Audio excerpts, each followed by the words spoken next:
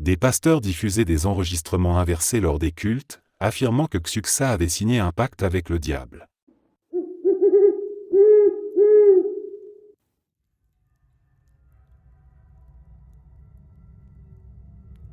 Dans un petit village perdu du Sertao du Ceará, à la fin du XIXe siècle, vivait un homme nommé Crispim. Il était grand, maigre, le visage creusé par le soleil implacable et les années de misère. Ses cheveux gris et emmêlés tombaient sur ses épaules, ses yeux noirs brillaient d'une lueur étrange, et il portait toujours un vieux sac de jute élimé jeté sur l'épaule, comme s'il ne pouvait s'en séparer. Les gens du village l'appelaient simplement au vélo Crispim. Il vivait seul dans une cabane de pisé à la sortie du bourg, cultivant à peine de quoi survivre, ramassant des racines et des fruits sauvages, et évitant autant que possible le contact avec les autres. Crispim n'avait pas toujours été ainsi. Jeune, il avait été marié et père de 3 enfants. Sa femme, une femme douce nommée Luzia, et leur petit était tout pour lui. Mais une terrible sécherie frappa la région en 1898. Les récoltes moururent, les rivières se tarirent, le bétail creva. La faim s'installa comme une bête sauvage. Un jour, Luzia et les enfants tombèrent gravement malades. Crispim partit chercher de l'aide dans les villages voisins, mais personne n'avait rien à donner. À son retour, 3 jours plus tard, il trouva sa maison vide, sa femme et ses enfants étaient morts de faim et de fièvre. Dans un accès de désespoir et de folie, il enterra leurs corps dans le jardin derrière la cabane, mais il ne put supporter l'idée de les laisser partir. La nuit suivante, il les déterra, enveloppa leurs restes dans son grand sac de jute, et les garda près de lui, parlant à ce sac comme s'ils étaient encore vivants. Les villageois commencèrent à remarquer son comportement étrange. Il murmurait seul dans sa cabane, caressait son sac, et parfois on l'entendait sangloter ou rire d'une voix rauque. Bientôt, des rumeurs circulèrent, Crispim avait perdu la raison. Pire encore, des enfants disparurent dans les environs. D'abord un petit berger de 7 ans qui gardait les chèvres près de la rivière asséchée. Puis une fillette de 9 ans qui cueillait des fruits sauvages. Les parents affolés fouillèrent partout, mais on ne retrouva jamais les corps. Les soupçons se tournèrent rapidement vers Crispim. On racontait qu'il rôdait la nuit avec son sac, qu'il attirait les enfants en leur promettant du pain ou des bonbons, puis les emportait pour, personne n'osait dire quoi. Certains disaient qu'il les transformait en savon pour vendre au marché noir, d'autres qu'il les gardait dans son sac pour remplacer sa famille perdue, d'autres encore qu'il les offrait aux esprits du Sertao pour apaiser sa douleur. Un soir de 1901, une foule en colère, armée de torchets et de fourches, marcha vers la cabane de Crispim. Ils le trouvèrent assis devant sa porte, serrant son sac contre lui, le regard vide. Quand ils lui demandèrent où étaient les enfants disparus, il répondit d'une voix calme, « Ils sont avec moi maintenant. Ils ne souffrent plus. » La foule le traîna jusqu'à la place du village. Dans un accès de rage, ils le battirent à mort, puis brûlèrent son corps et son sac sur un grand feu. Mais même les flammes ne semblèrent pas vouloir de lui, le feu crépita étrangement, et une odeur de chair pourrie emplit l'air. Le lendemain, les cendres étaient froides, mais le sac avait disparu. Depuis ce jour, l'homme au sac ne trouva ni paix dans la mort ni repos dans l'au-delà. La terre refusa son corps maudit, et l'enfer, dit-on, ne voulut pas d'un homme aussi brisé. Son esprit revint errer dans les rues poussiéreuses des villages, les chemins de campagne, les ruelles sombres des villes. Il apparaît toujours comme un vieil homme voûté, vêtu de haillons, un grand sac de jute sur l'épaule, le visage à moitié caché par un chapeau élimé. Il rôde surtout la nuit, près des écoles, des terrains vagues, des places où jouent les enfants. La légende se répandit rapidement dans tout le Brésil, devenant l'un des outils les plus efficaces des parents pour faire obéir leurs enfants. Dans les années 1950, à Recife, une mère nommée Dona Severina utilisait souvent cette menace avec son fils de 8 ans, Joao, qui adorait jouer au football dans la rue jusqu'à tard. Un soir de 1954, Joao rentra en courant, blanc comme un linge. Il raconta qu'un vieil homme avec un sac l'avait suivi pendant plusieurs pâtés de maison, murmurant « Viens avec moi, petit, j'ai besoin d'un enfant sage pour ma collection. » Dona Severina, d'abord sceptique, remarqua que le sac de course qu'elle avait laissé sur la table avait disparu. Le lendemain, on le retrouva accroché à une branche près de la maison, vide, avec une odeur de terre humide. En 1978, à Porto Alegre, 3 enfants jouaient près d'un terrain vague quand ils virent un homme correspondant exactement à la description. Il s'approcha lentement, traînant son sac qui semblait lourd.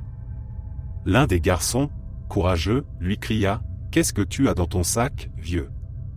L'homme s'arrêta, tourna lentement la tête, et répondit d'une voix râpeuse « Des enfants qui n'écoutaient pas leurs parents. » Les 3 garçons s'enfuirent en hurlant. Quand ils revinrent avec des adultes, l'homme avait disparu, mais des traces de pas menaient jusqu'à un mur, et s'arrêtaient net, comme s'il s'était évaporé. Dans les années 1990, à Sao Paulo, dans le quartier de Brasilândia, plusieurs parents signalèrent avoir vu l'homme do saco près d'une école primaire. Une fillette de 7 ans, Mariana, disparut pendant quelques heures. On la retrouva assise sur un banc, tremblante, répétant « Il voulait me mettre dans son sac parce que je n'avais pas fait mes devoirs ». Elle portait des marques rouges sur les bras, comme des doigts osseux l'avaient serrée.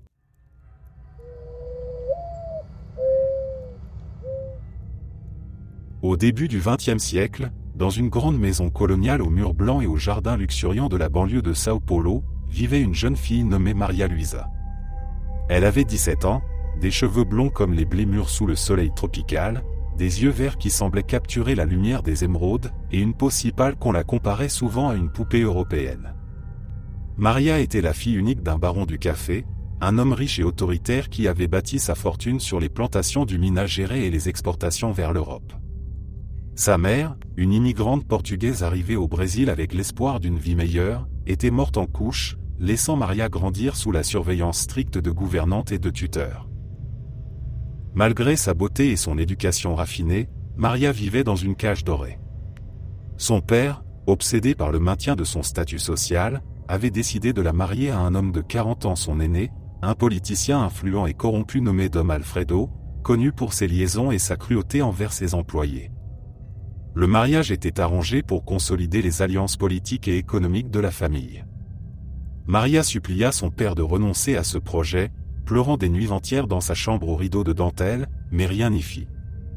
Le jour du mariage fut fixé pour un samedi pluvieux de juin 1928.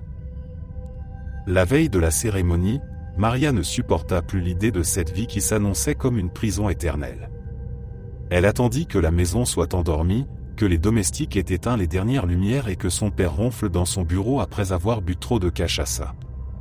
Elle enfila une simple robe blanche, prit un petit sac avec quelques bijoux hérités de sa mère, et s'enfuit par la porte de service qui donnait sur les jardins arrière. La pluie tombait dru, transformant les chemins de terre en boue glissante. Maria courut sans se retourner, ses cheveux blonds collés à son visage, ses larmes se mêlant aux gouttes d'eau froide. Elle erra pendant des heures dans les rues sombres de la ville, évitant les rares passants qui la regardaient avec suspicion. Trempée jusqu'aux os, affamée et désespérée, elle chercha un abri. À l'aube, elle arriva devant une école publique récemment construite, un bâtiment gris au couloir long et froid, encore vide car les cours n'avaient pas commencé. La porte latérale était entr'ouverte, probablement oubliée par le gardien de nuit. Maria s'y glissa, cherchant un endroit où se cacher, ou réfléchir, ou peut-être trouver la force de continuer. Elle descendit au rez-de-chaussée, là où se trouvaient les toilettes des filles. L'endroit était sombre, éclairé seulement par une faible lumière filtrant à travers une petite fenêtre haute. Les carreaux blancs étaient froids sous ses pieds nus, et l'odeur d'humidité et de désinfectant emplissait l'air. Maria s'assit sur le sol, adossée à un lavabo, et pleura en silence. Elle pensa à sa mère qu'elle n'avait jamais connue, à la vie qu'elle aurait pu avoir si elle était née libre. Puis, dans un geste de désespoir absolu, elle prit un éclat de miroir tombé d'un cadre cassé au-dessus des lavabos. Elle regarda son reflet une dernière fois, une jeune femme pâle, aux yeux rougis, aux lèvres tremblantes. Elle murmura une prière inachevée, puis trancha profondément ses poignets.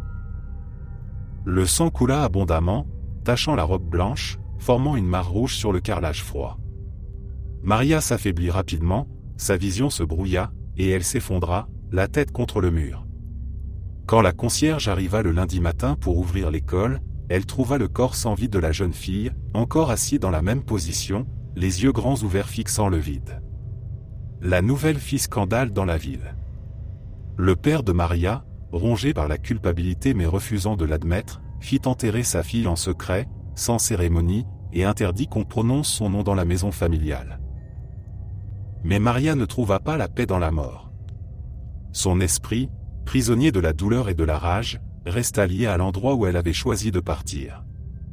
Très vite, les enfants de l'école commencèrent à rapporter des phénomènes étranges dans les toilettes des filles, des robinets qui s'ouvraient seuls, des murmures féminins dans le silence, des reflets blonds qui apparaissaient et disparaissaient dans les miroirs. Au fil des décennies, la légende se répandit dans tout le Brésil, traversant les États, les écoles publiques et privées, les villes et les campagnes. On l'appela la Loira do Banheiro. Les enfants transmirent le rituel précis pour l'invoquer, entrer seuls dans les toilettes, frapper 3 fois à la porte intérieure, tirer la chasse d'eau 3 fois, puis prononcer son nom 3 fois en regardant dans le miroir. Ceux qui osèrent racontèrent des histoires terrifiantes. En 1987, à Rio de Janeiro, une collégienne nommée Carla défia ses amis en accomplissant le rituel pendant la récréation. Elle ressortit blanche comme un linge, incapable de parler pendant des heures. Plus tard, elle confia avoir vu une femme blonde en robe tachée de sang, les poignets dégoulinants, qui l'avait saisie par les cheveux et avait murmuré d'une voix rauque : « Pourquoi m'as-tu réveillé ? Je voulais seulement être libre. » Carla porta des marques de doigts sur le cou pendant des jours. Dans une autre école de Belo Horizonte, en 1994, un groupe de garçons tenta l'expérience pour prouver que c'était une blague. L'un d'eux, Thiago, resta seul dans les toilettes. Ses amis l'entendirent hurler, puis plus rien. Quand ils forcèrent la porte, ils le trouvèrent évanoui, le visage couvert de griffures profondes, comme si des ongles longs l'avaient lacéré. À son réveil, il répéta sans cesse : « Elle pleurait du sang. Elle pleurait du sang. » Dans les années 1950, sur les routes sinueuses qui serpentent à travers les montagnes verdoyantes de la Serra do Sorgao, près de Petrópolis dans l'état de Rio de Janeiro, vivait une jeune femme nommée Gabriela. Elle avait 22 ans, des cheveux blonds ondulés qui cascadaient jusqu'à mi-dos, un visage aux traits fins et délicats, et des yeux bleus qui semblaient refléter le ciel clair des hauteurs impériales. Gabriela était la fille d'un diplomate autrichien installé au Brésil après la guerre et d'une brésilienne issue d'une famille aisée de la ville impériale, où l'empereur Pedro II avait autrefois passé ses étés. Élevée dans le luxe discret des grandes maisons coloniales aux balcons fleuris, elle fréquentait les bals de la haute société, portait des robes importées de Paris et rêvait d'une vie d'aventure loin des conventions étouffantes de son milieu. Mais Gabriela était aussi rebelle. Elle refusait les prétendants choisis par ses parents, préférant les nuits clandestines dans les bars de Copacabana, les virées en voiture décapotable avec des amis bohèmes, et surtout les liaisons passionnées avec des hommes qui ne convenaient pas à son rang. L'un d'eux, un pilote de course nommé Ricardo, devint l'amour de sa vie. Ricardo était un carioca pur jus, brun, charmeur, avec un sourire éclatant et une réputation sulfureuse sur les circuits automobiles. Ils se rencontraient en secret sur les routes de montagne, là où les virages dangereux offraient des sensations fortes et où personne ne pouvait les surprendre. Un soir d'octobre 1958, après une dispute violente avec son père qui avait découvert sa relation et menacé de la déshériter, Gabriela décida de fuir définitivement. Elle appela Ricardo depuis une cabine téléphonique du centre de Petrópolis et lui donna rendez-vous à minuit sur la BR 040, au kilomètre 78, un tronçon isolé bordé de forêts denses et de brouillards fréquents. Elle enfila une robe blanche légère, prit seulement un petit sac à main avec ses bijoux, et quitta la maison familiale sans un mot. La pluie fine commençait à tomber quand elle arriva au point de rendez-vous, attendant sous un lampadaire vacillant au bord de la route déserte. Ricardo arriva en retard, sa voiture sportive rugissant dans la nuit. Ils s'embrassèrent avec fougue, riant de leur future liberté. Ils décidèrent de descendre vers Rio pour commencer une nouvelle vie. Mais sur ces routes de montagne, la prudence est de mise. Dans un virage serré près du Miranda Serra, Ricardo perdit le contrôle sur la chaussée glissante. La voiture dérapa, heurta la barrière de sécurité rouillée, et bascula dans le ravin profond en contrebas. L'impact fut terrible. Ricardo mourut sur le coup, le crâne fracassé contre le volant. Gabriela, projetée hors du véhicule, survécut quelques minutes, grièvement blessée, les jambes broyées, du sang coulant de sa tête blonde. Dans l'obscurité, elle rampa faiblement vers la route, appelant à l'aide d'une voix de plus en plus faible, jusqu'à ce que la mort l'emporte sous la pluie froide. Les secouristes retrouvèrent les corps le lendemain matin. La nouvelle fit les gros titres des journaux locaux: tragédie sur la route de Petropolis, un jeune couple perd la vie dans un accident. La famille de Gabriela organisa des funérailles discrètes, mais son esprit, disent les gens, ne partit pas prisonnière de la douleur, de la rage d'une vie interrompue trop tôt, et surtout du désir inassouvi de liberté. Gabriela resta liée à cet endroit maudit. Très vite, les chauffeurs de camions et les voyageurs nocturnes commencèrent à rapporter des apparitions étranges sur la BR 040 et les routes environnantes. Une belle femme blonde, vêtue d'une robe blanche tachée de sang, apparaissait au bord de la chaussée dans les zones isolées, levant le pouce pour faire du stop. Elle semblait jeune, fragile, trempée par la pluie, avec un sourire mélancolique. Les conducteurs, souvent des hommes seuls la nuit, s'arrêtaient par compassion ou par attirance. Elle montait à l'arrière ou sur le siège passager, donnait une destination vague comme vers Rio ou plus bas dans la vallée, et restait silencieuse, fixant la route. Puis, au bout de quelques kilomètres, elle disparaissait soudainement, laissant seulement une odeur de terre humide et de sang, ou un siège mouillé comme si elle avait été réelle. Parfois, elle murmurait avant de s'évaporer: « Merci, mais je n'arrive jamais à destination. » Les plus malchanceux rapportaient des variantes plus terrifiantes. En 1965, un chauffeur de bus nommé Seb Antonio prit une autostoppeuse blonde près de Petropolis. Après 10 minutes, il se retourna pour lui parler et vit avec horreur que son visage était déformé par l'accident, les os brisés, du sang coulant de ses cheveux. Elle hurla: « Regarde la route !» Antonio perdit le contrôle, évita de justesse un ravin, mais fit une crise cardiaque et dut être hospitalisé. Il jura ne plus jamais s'arrêter pour une femme seule la nuit. Dans les années 1980, avec l'augmentation du trafic, la légende se répandit dans tout le Brésil, muta, et la Loira da Estrada devint une figure nationale. À Brasilia, sur la BR 060, un camionneur nommé Maria prit une blonde en 1983. Elle monta, senteur de parfums anciens, et dit doucement: « Je vais à Rio. » Au milieu de la nuit, il sentit un froid glacial envahir la cabine. En regardant dans le rétroviseur, il vit qu'elle n'avait plus de jambes, seulement des moignons ensanglantés. Elle disparut en laissant une flaque rouge sur le siège. Maria s'arrêta en panique, vomit sur le bas-côté, et trouva dans sa poche un bijou ancien qu'il n'avait jamais vu, une broche en or appartenant, dit-on plus tard, à Gabriela. À Sao Paulo, sur la Rodovia dos Imigrantes, un jeune couple en voyage de noces prit une autostoppeuse en 1992. La femme, jalouse de la beauté de la blonde, refusa de la laisser monter, mais l'homme insista. Quelques kilomètres plus tard, la blonde murmura à l'oreille de la femme: « Il te trompera comme il m'a trompé. » Puis elle s'évanouit dans l'air. Le couple se disputa violemment, et leur mariage ne dura pas 6 mois.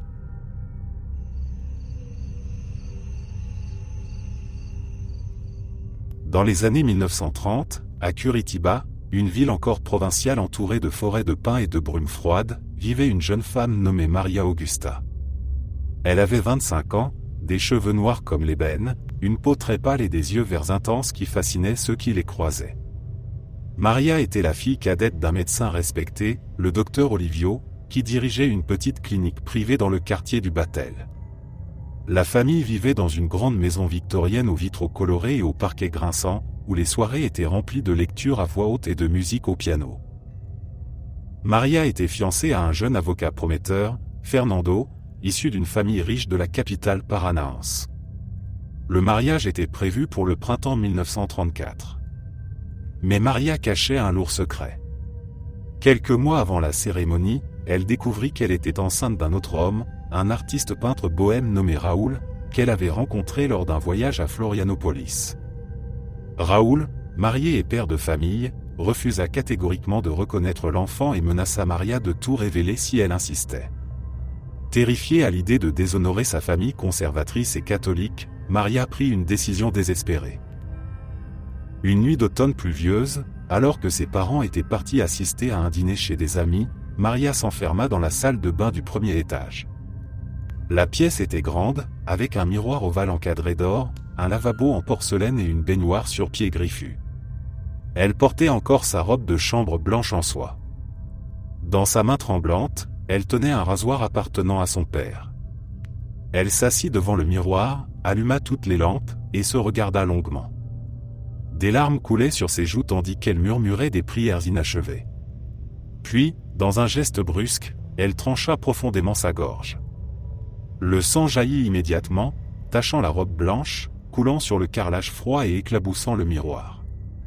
Maria s'effondra, les yeux grands ouverts fixant son reflet ensanglanté, jusqu'à ce que la vie la quitte. Quand ses parents rentrèrent tard dans la nuit, ce fut le père qui découvrit la scène. Il hurla si fort que les voisins accoururent. La police conclut rapidement à un suicide, étouffant l'affaire pour préserver la réputation de la famille. Maria fut enterrée en secret, sans pierre tombale, dans un coin reculé du cimetière municipal. On nettoya la salle de bain à fond, on repeignit les murs, on remplaça le miroir. Mais le sang semblait avoir imprégné l'âme même de la maison. Très vite, des phénomènes étranges commencèrent. La nouvelle domestique refusa de nettoyer la salle de bain seule, affirmant entendre des sanglots étouffés derrière la porte close. Le frère aîné de Maria, revenu de ses études à Sao Paulo, jura avoir vu une silhouette féminine en robe blanche tachée de rouge se refléter dans le nouveau miroir, alors qu'il était seul. La maison fut vendue quelques années plus tard, mais les locataires successifs ne restèrent jamais longtemps. La légende de Maria Sangranta naquit vraiment dans les années 1970, quand les adolescents brésiliens commencèrent à importer le jeu de Bloody Mary, popularisé par les films américains.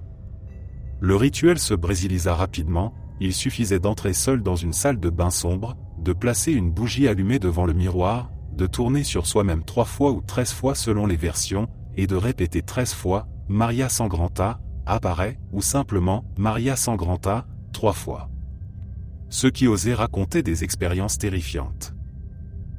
En 1978, à Porto Alegre, 4 adolescentes organisèrent une soirée pyjama dans une vieille maison du quartier Moineau de Vento.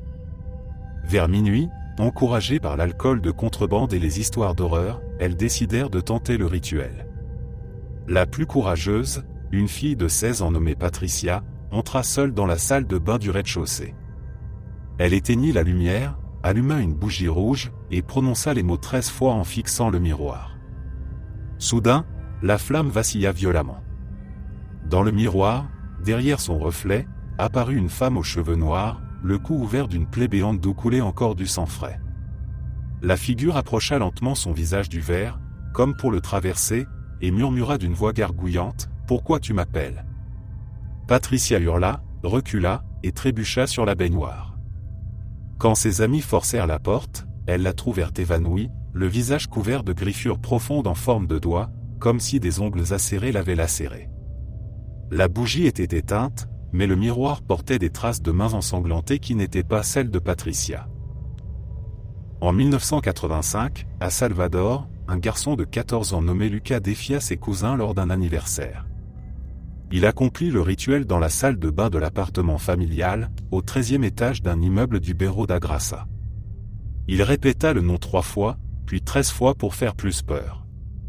Le miroir s'embua soudainement, comme sous une respiration invisible. Une femme apparut, le visage pâle, les yeux verts injectés de sang, la gorge tranchée dégoulinante. Elle tendit la main vers le verre, et Lucas sentit une brûlure intense au cou. Il s'enfuit en criant. Le lendemain, une marque rouge horizontale, comme une entaille superficielle, était visible sur sa gorge. Sa mère, terrifiée, fit bénir toute la maison par un prêtre candomblé. Dans les années 1990, à Brasilia, une école entière fut secouée par l'histoire de 2 filles qui tentèrent le rituel dans les toilettes collectives pendant la récréation. L'une d'elles, Carla, ressortit en pleurs, affirmant que Maria Sangranta lui avait montré dans le miroir la vision de sa propre mort, une gorge tranchée. Quelques mois plus tard, Carla fut victime d'un accident de voiture où un éclat de verre lui entailla profondément le cou. Elle survécut, mais porta une cicatrice à vie et refusa désormais de regarder dans les miroirs.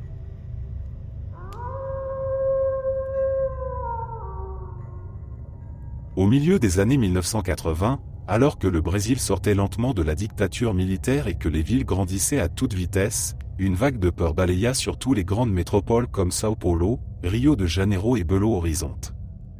Les journaux télévisés et les radios locales commencèrent à rapporter des cas étranges. Des enfants disparaissaient dans les quartiers populaires après avoir été vus près d'une vieille camionnette Volkswagen blanche ouverte, aux vitres teintées, décorée de ballons colorés et de dessins de clowns souriants. Les témoins, souvent des voisins ou des camarades de classe, décrivaient la même scène, 2 ou 3 hommes maquillés en clowns, avec des perruques oranges ouvertes, des nez rouges énormes et des costumes bariolés, descendaient du véhicule, appelaient les enfants en leur promettant des bonbons, des jouets ou une fête foraine gratuite, puis les faisaient monter à l'intérieur. La camionnette démarrait en trombe et plus personne ne revoyait les petits. La rumeur enfla rapidement et transforma ces enlèvements en une légende urbaine terrifiante, la Gang dos Clowns, une bande organisée de clowns criminels qui capturaient les enfants pour voler leurs organes et les vendre au marché noir, surtout à de riches étrangers en attente de greffe. On racontait que les clowns utilisaient leur maquillage et leur joie feinte pour attirer les victimes sans éveiller les soupçons, que la camionnette était équipée d'une table chirurgicale à l'arrière et que les opérations se faisaient sur place, avec du chloroforme et des scalpels cachés dans les manches trop larges. L'origine exacte de cette panique reste floue, mais plusieurs événements réels l'alimentèrent. En 1986, à Guarulhos, dans la grande banlieue de São Paulo, 3 enfants disparurent en l'espace de 2 semaines près d'un terrain vague où passait régulièrement une camionnette de cirque ambulant. Les policiers arrêtèrent les artistes, mais ne trouvèrent aucune preuve. Pourtant, les photos des suspects maquillés publiées dans les journaux marquèrent les esprits. La même année, à Rio, dans la favela da Maré, une fillette de 8 ans fut retrouvée errante, en état de choc, affirmant avoir échappé à des « clowns méchants » qui l'avaient attirée avec des ballons avant de l'emmener dans une fourgonnette. Elle portait des traces de piqûres sur les bras, ce que les médecins attribuèrent à une tentative de sédation. Le cas le plus célèbre eut lieu en 1991 à Curitiba. Une mère nommée Dona Elsa, résidant dans le quartier Boêmio do Largo da Ordem, rentra plus tôt du travail un après-midi d'octobre. En passant devant l'école primaire de son fils Pedro, âgé de 10 ans, elle aperçut une vieille combi verte garée en double fil, avec des autocollants de clown sur les vitres arrière. 3 hommes en costume de clown complet distribuaient des sucettes aux enfants à la sortie des classes. Elle reconnut Pedro parmi le groupe, déjà à moitié monté dans le véhicule. Elle hurla son nom et se précipita. Les clowns paniquèrent, poussèrent brutalement Pedro hors de la camionnette et démarrèrent en faisant crisser les pneus. Dona Elsa attrapa son fils juste à temps. Pedro, tremblant, raconta que les clowns lui avaient promis un spectacle gratuit avec des animaux et des magiciens, et qu'à l'intérieur il avait vu 2 autres enfants endormis sur des matelas tachés de rouge.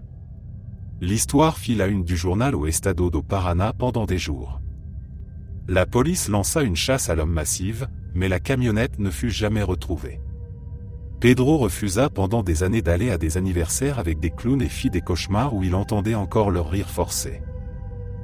À São Paulo, en 1992, dans le quartier de Santo Amaro, un groupe de mères organisa des rondes citoyennes après la disparition de 4 enfants en un mois. Une nuit, elles surprirent une camionnette suspecte près d'un parc. Elles bloquèrent la route avec leur voiture et appelèrent la police.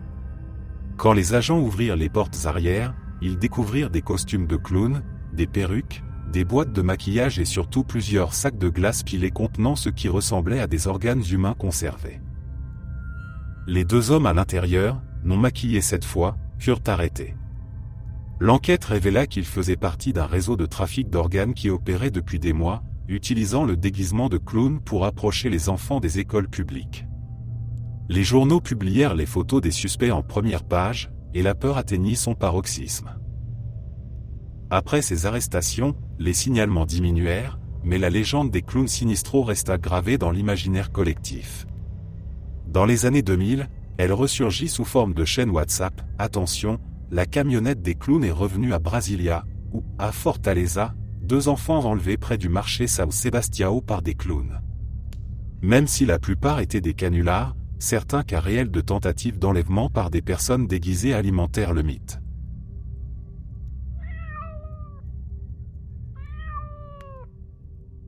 Dans les années 1970, dans les zones rurales de Puerto Rico, les éleveurs commencèrent à trouver leurs chèvres, moutons et poulets morts d'une manière inexplicable.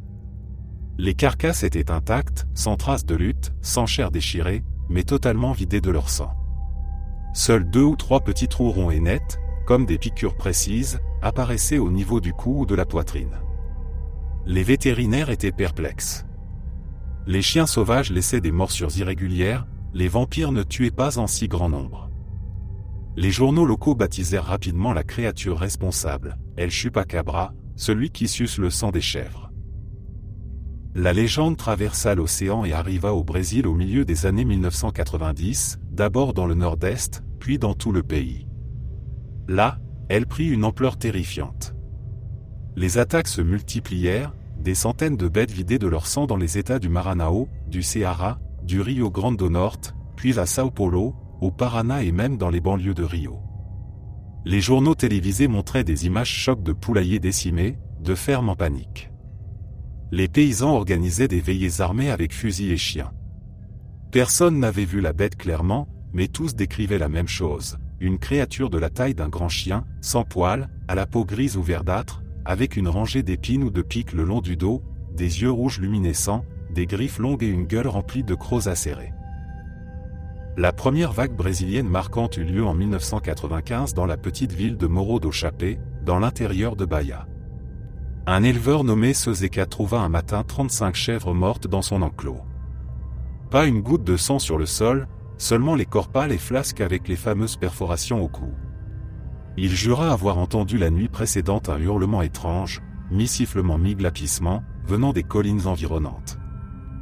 2 jours plus tard, son voisin perdit tout son troupeau de poules de la même façon. Les habitants organisèrent une battue avec des torchets et des machettes, mais ne trouvèrent rien, seulement des empreintes bizarres, 3 doigts griffus, comme celles d'un reptile, mais plus grandes. En 1997, l'affaire atteignit son apogée dans l'état du Rio Grande do Sul. À Canudo do Vale, une série d'attaques tua plus de 200 animaux en quelques semaines. Une fermière nommée Dona Irene raconta une nuit d'horreur. Vers 3 heures du matin, ses chiens aboyèrent furieusement. Elle sortit avec une lampe torche et vit, perchée sur le toit de son poulailler, une silhouette sombre accroupie. La créature tourna la tête vers elle. Dona Irene décrivit des yeux rouges qui brillaient comme des braises, une tête allongée comme celle d'un lézard, et des épines qui couraient du crâne jusqu'à la queue.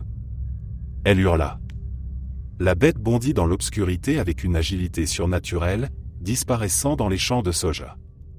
Le lendemain, toutes ces chèvres étaient mortes, vidées de leur sang. Mais le chupacabra ne s'arrêta pas aux animaux. À partir de 1998, des témoignages humains commencèrent à circuler. À Campina Grande, Paraíba, un adolescent de 15 ans nommé João Pedro fut retrouvé évanoui près d'un terrain vague, très pâle, avec 2 marques de piqûres au cou et une anémie sévère inexpliquée. Il raconta avoir senti une présence derrière lui la nuit, puis une douleur aiguë, comme si on lui aspirait le sang. À São Paulo, dans le quartier de Grajaú, une femme de 30 ans affirma avoir été attaquée dans son jardin. Elle se réveilla avec des trous au bras et une faiblesse extrême. Les médecins parlèrent de piqûres d'insectes ou d'hallucinations, mais les marques étaient trop nettes, trop profondes. Les théories se multiplièrent. Certains disaient que c'était une expérience génétique échappée d'un laboratoire américain secret. D'autres parlaient d'un animal préhistorique survivant, ou d'un démon envoyé pour punir les péchés des campagnes. Les églises évangéliques organisaient des prières collectives contre le démon qui suce du sang. Les ufologues affirmaient que le chupacabra descendait des ovnis, souvent vus dans les mêmes régions où des lumières étranges apparaissaient dans le ciel. En 2000, à Parnamirim, près de Natal, un événement glaçant marqua les esprits. Un groupe de chasseurs armés surprit enfin la créature près d'un corral. Ils ouvrirent le feu. Le lendemain, on retrouva un corps étrange, une bête d'environ 1,20 m, sans poils, avec une crête d'épines, des yeux exorbités. Les photos circulèrent dans les journaux. Mais quand les autorités arrivèrent, le corps avait disparu. Certains dirent que des hommes en costume noir étaient venus le chercher dans une camionnette sans plaque. D'autres affirmèrent que c'était un canular, un chien galeux modifié.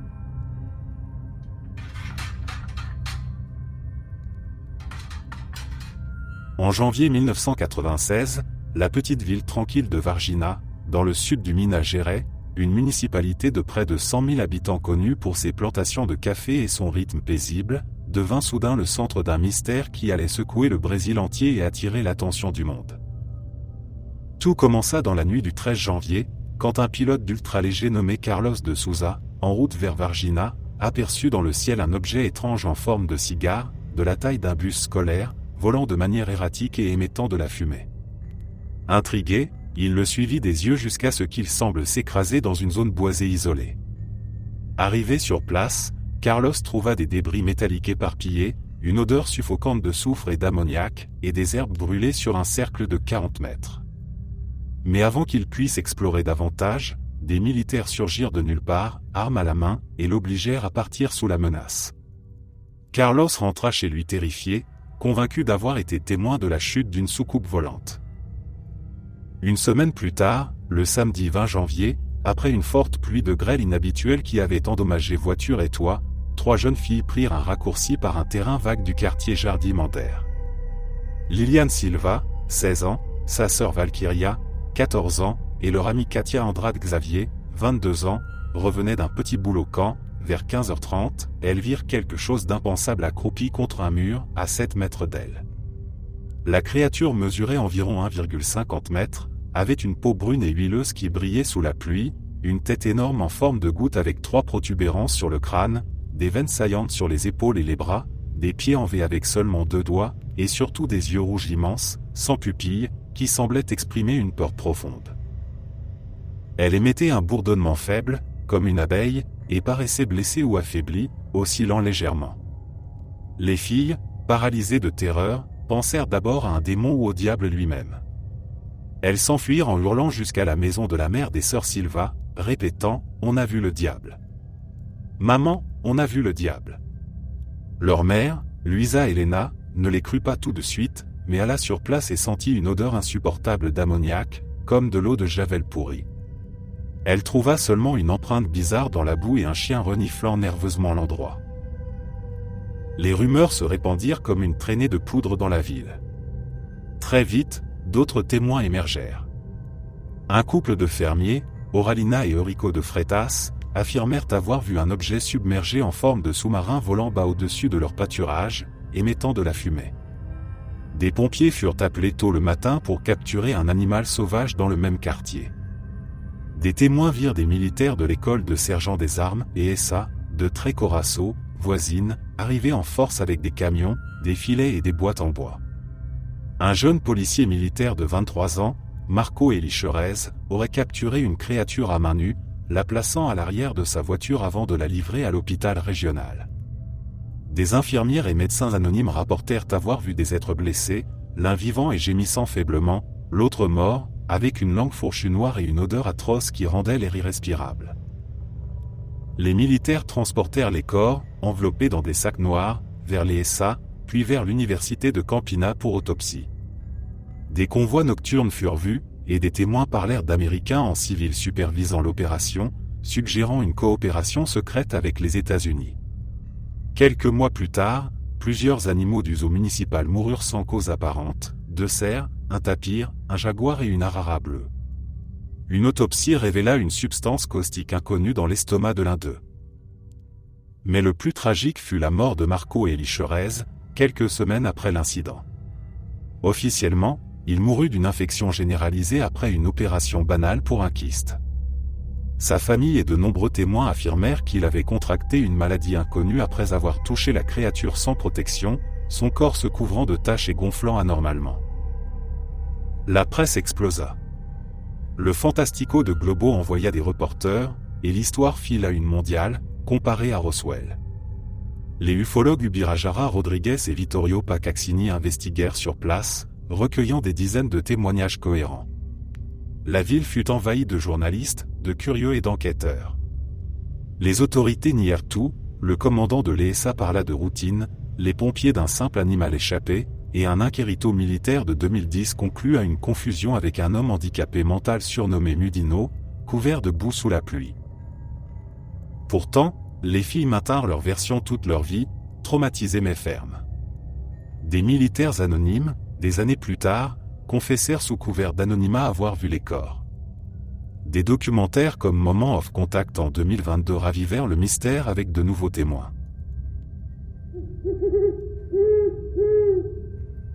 Dans un petit village du Certao du Minas Gerais, au début du XXe siècle, vivait un homme nommé Joachim. Il était connu dans toute la région pour sa méchanceté légendaire. Joachim était fils unique d'une veuve pieuse, Donna Mariana, qui l'avait élevé dans la foi catholique, l'emmenant à la messe tous les dimanches et lui enseignant les valeurs de charité et de respect. Mais Joachim grandit en rebelle contre tout cela. Il battait sa mère pour un rien, la traitait de vieille folle quand elle priait, refusait de l'aider dans les tâches quotidiennes et dépensait l'argent de la famille au bar du village, jouant aux cartes et buvant de la cachaça jusqu'à l'aube. Les voisins le craignaient. Il volait les récoltes des champs adjacents, maltraitait les animaux, chassait les enfants qui passaient près de sa propriété avec des pierres et des insultes. Il n'avait pas d'amis, pas de femme, pas d'enfants. Même le prêtre du village, Padre Antonio, tenta plusieurs fois de le raisonner, l'invitant à se confesser et à changer de vie.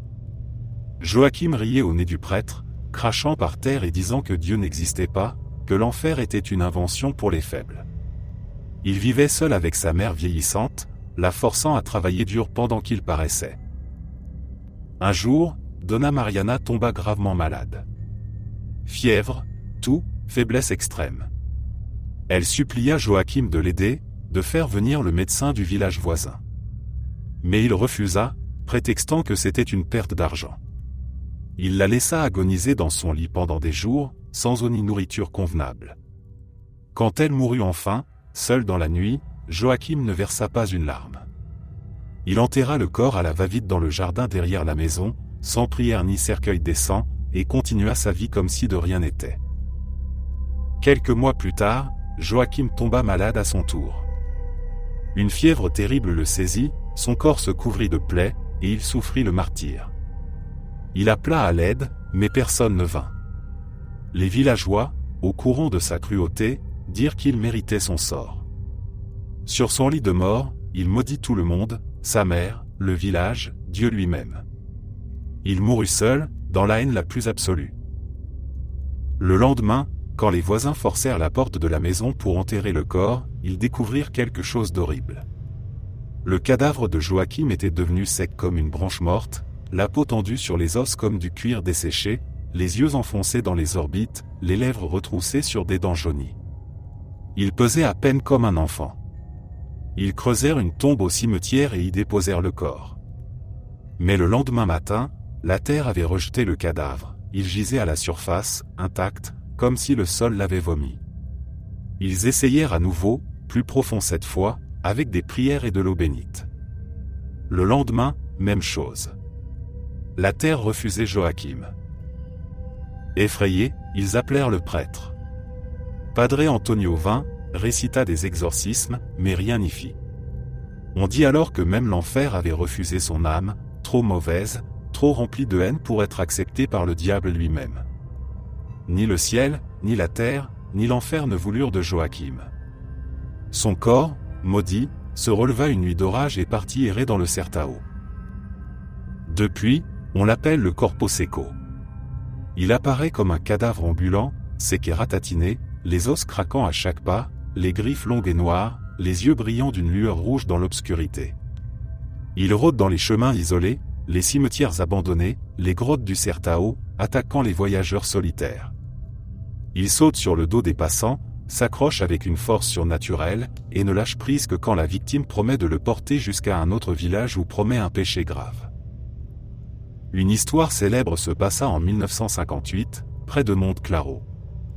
Un camionneur nommé Ce Geraldo roulait seul sur une route déserte à minuit. Soudain, il sentit un poids énorme sur le toit de sa cabine. Le véhicule trembla.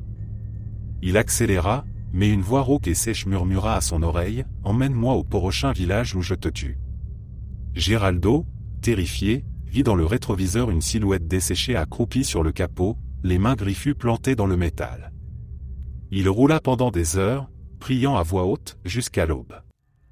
Au lever du soleil, le Corpo Secco disparut en hurlant, laissant des marques de griffes profondes sur la carrosserie.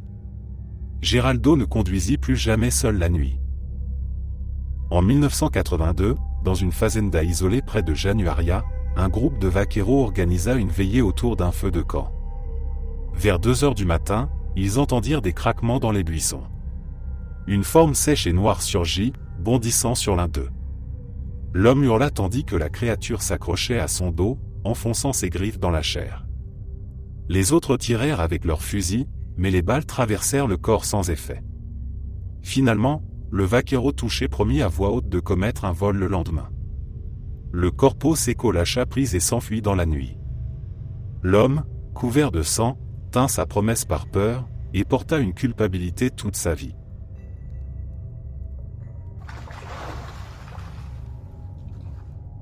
Dans les quartiers populaires de Sao Paulo, au début des années 1940, vivait une vieille femme nommée Dona Efigenia. Elle était grande et maigre, avec des cheveux longs et gris emmêlés qui tombaient jusqu'à sa taille, des ongles jaunes et crochus comme des serres d'oiseaux, des yeux petits et perçants qui brillaient dans l'ombre, et une peau ridée tendue sur les os. Les voisins la craignaient autant qu'ils la plaignaient. Efigenia vivait seule dans une petite maison délabrée au fond d'une ruelle sombre du Berro d'Obra, entourée de chats errants qu'elle nourrissait avec des restes. On disait qu'elle rôdait la nuit sur les toits des maisons voisines, pieds nus, observant par les fenêtres ouvertes les familles endormies. Elle riait d'un rire rauque et étouffé quand elle voyait quelqu'un manger abondamment avant de se coucher, le ventre plein et lourd. Efigenia n'avait pas toujours été ainsi. Jeune, elle avait été belle, mais la vie l'avait brisée. Mariée de force à un homme violent qui la battait et la trompait, elle avait perdu plusieurs enfants en bas âge à cause de la misère et des maladies. Son mari finit par l'abandonner pour une femme plus jeune. Seule et amère, Efigenia se mit à haïr le monde, surtout ceux qui semblaient heureux ou repus. Elle pratiquait des sorts simples, des maquimbas apprises d'une vieille voisine, pour se venger des voisins bruyants ou des enfants turbulents. Mais sa plus grande malédiction vint après sa mort. Un soir d'hiver froid, Efigenia mourut seule dans son lit, le corps tordu par la douleur d'une maladie inconnue. Les voisins ne découvrirent son cadavre que plusieurs jours plus tard, attirés par l'odeur. Ils l'enterrèrent rapidement, sans cérémonie, au cimetière municipal. Mais dès la nuit suivante, des phénomènes étranges commencèrent. Les gens se réveillaient paralysés, incapables de bouger ou de crier, avec une sensation écrasante sur la poitrine, comme si un poids immense les écrasait. Certains voyaient une ombre féminine au pied du lit, une vieille femme aux cheveux longs, aux ongles crochus, qui montait lentement sur leur corps et posait ses pieds sales sur leur sternum, riant en silence tout en les étouffant. C'est ainsi que naquit la légende de la pisadera. Elle apparaît surtout à ceux qui s'endorment le ventre trop plein, après un repas lourd comme de la feijoada ou du churrasco, couchés sur le dos. Elle attend que la victime soit dans cet état entre veille et sommeil, quand le corps est lourd et la digestion difficile. Alors, elle surgit du toit ou des poutres de la chambre, une vieille sorcière maigre et terrifiante, et pose ses pieds glacés sur la poitrine, appuyant de tout son poids spectral jusqu'à ce que la personne sente l'air lui manquer, le cœur s'emballer, et une terreur absolue l'envahir. Un témoignage marquant date de 1965, à Belo Horizonte.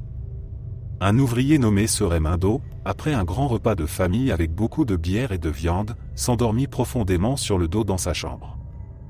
Vers 3 heures du matin, il se réveilla en sursaut, mais ne put bouger un muscle. Ses yeux s'ouvrirent grands, et il vit au pied du lit une silhouette sombre, une femme âgée, aux cheveux gris flottants, aux ongles longs comme des couteaux, qui le fixait avec un sourire maléfique. Elle grimpa lentement sur le lit, posa un pied, puis l'autre sur sa poitrine. Raimundo sentit un poids énorme l'écraser, comme si des pierres le comprimaient.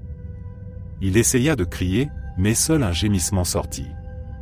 La pisadera rit en silence, ses yeux brillants, et appuya plus fort. Il crut mourir étouffé. Soudain, sa femme, réveillée par ses gargouillis, alluma la lumière et secoua son mari. La vision disparut instantanément.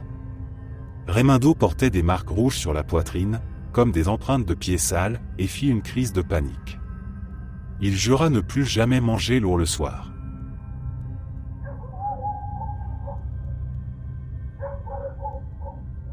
Dans un petit village du Guaya, au milieu du XIXe siècle, vivait une jeune femme nommée Isabelle. Elle avait 19 ans, une beauté saisissante avec des cheveux noirs cascadant jusqu'à la taille, une peau mate et des yeux sombres qui captivaient tous les hommes du coin. Isabelle était la fille d'un fermier modeste, mais elle rêvait d'une vie plus excitante que les champs de maïs et les messes du dimanche. Le village était pieux, conservateur, et les commérages allaient bon train. À l'église paroissiale, le père Joao venait d'arriver. C'était un prêtre jeune, beau, avec une voix douce et des manières raffinées. Il prêchait avec ferveur contre les péchés de la chair, mais Isabelle le remarqua dès le premier jour. Lors des confessions, elle commença à inventer des péchés mineurs pour passer plus de temps avec lui. Bientôt, les rencontres devinrent secrètes, des regards dans l'église, des billets cachés, puis des rendez-vous nocturnes dans la sacristie ou dans les bois environnants. Isabelle tomba follement amoureuse, et le père Joao, malgré ses vœux de célibat, céda à la tentation. Leur liaison dura des mois, passionnée et interdite. Mais un jour, Isabelle découvrit qu'elle était enceinte. Paniquée, elle confia tout au prêtre, espérant qu'il fuirait avec elle. Au lieu de cela, le père Joao, terrifié par le scandale et la perte de sa position, la rejeta cruellement. Il lui ordonna de disparaître, menaçant de la dénoncer comme sorcière si elle parlait. Isabelle, brisée, tenta d'avorter avec des herbes dangereuses fournies par une vieille guérisseuse du village. L'opération tourna mal. Isabelle mourut dans d'atroces souffrances, seule dans sa chambre, en maudissant le prêtre et en implorant Dieu de la venger. Le père Joao, rongé par la culpabilité, confessa son péché à un évêque visiteur, mais trop tard. La nuit suivant l'enterrement d'Isabelle, un hurlement terrifiant retentit dans le village. Les chiens aboyèrent furieusement, les chevaux s'emballèrent dans les écuries. Les villageois sortirent et virent, galopant à travers les rues, une mule énorme, noire comme la nuit, sans tête à la place du cou. À l'endroit où aurait dû être la tête, un jet de flamme bleue jaillissait violemment, illuminant la nuit comme un brasier infernal. La bête galopait à une vitesse surnaturelle, hennissant d'une voix humaine déformée, piétinant les cultures, brisant les clôtures, et laissant derrière elle une traînée de feu qui brûlait l'herbe sans la consumer complètement. C'était Isabelle, transformée en mule sans tête, punition divine pour son péché d'adultère avec un homme d'église.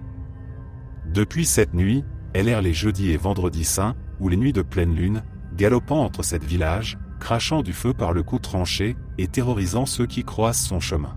Une histoire terrifiante se passa en 1920, près de Guagna. Un paysan nommé ce Manuel rentrait tard d'une fête, ivre, chevauchant son cheval sur un chemin isolé. Il entendit soudain un galop furieux derrière lui. Il se retourna et vit la mule sans tête foncer droit sur lui, les flammes jaillissant de son cou comme un volcan. Paniqué, Manuel éperonna son cheval, mais la mule le rattrapa facilement. Elle se cabra, hennissant d'une voix féminine qui criait des malédictions. Les flammes léchèrent le visage de Manuel, brûlant sa barbe et laissant des marques rouges sur sa peau. Il tomba de cheval, évanoui. Le lendemain, on le retrouva vivant mais muet de terreur, les cheveux blanchis prématurément. Il jura avoir vu, dans les flammes, le visage d'une femme hurlante, les yeux pleins de rage. En 1958, dans une fazenda du Minas Gerais, un groupe de vaqueros campait près d'un corral. Vers minuit un jeudi saint, ils entendirent un bruit de sabots tonitruants. La mula apparut, galopant en cercle autour du camp, crachant des flammes qui mirent le feu aux buissons. Les hommes tirèrent des coups de fusil, mais les balles traversèrent la bête sans effet. L'un d'eux, courageux, brandit un crucifix et cria des prières. La mule hurla de douleur et disparut dans un tourbillon de feu, laissant seulement des fers à cheval brûlant sur le sol. Pour briser la malédiction, dit-on, il faut avoir le courage de planter une aiguille dans le front de la mule, là où était la tête, ou de la frapper avec un objet béni, ou encore de la faire saigner en lui attachant une bride en fer. Alors, elle reprendrait forme humaine, repentante, et pourrait enfin reposer en paix. Aujourd'hui encore, dans les campagnes du Brésil central, les gens évitent de sortir seuls les nuits de jeudi à vendredi, surtout si une femme du village a péché avec un prêtre. Les anciens racontent que si tu entends un galop furieux et sens une chaleur intense dans l'air froid de la nuit, cache-toi et prie. Car la mule sans tête pourrait passer, crachant ses flammes vengeresses, cherchant peut-être à punir les pécheurs, ou à trouver quelqu'un pour enfin la délivrer de son tourment éternel.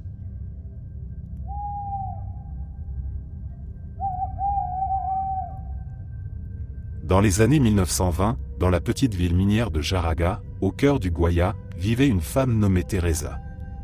Elle était grande, autoritaire, avec un visage anguleux et des lèvres fines qui lui donnaient un air perpétuellement sévère.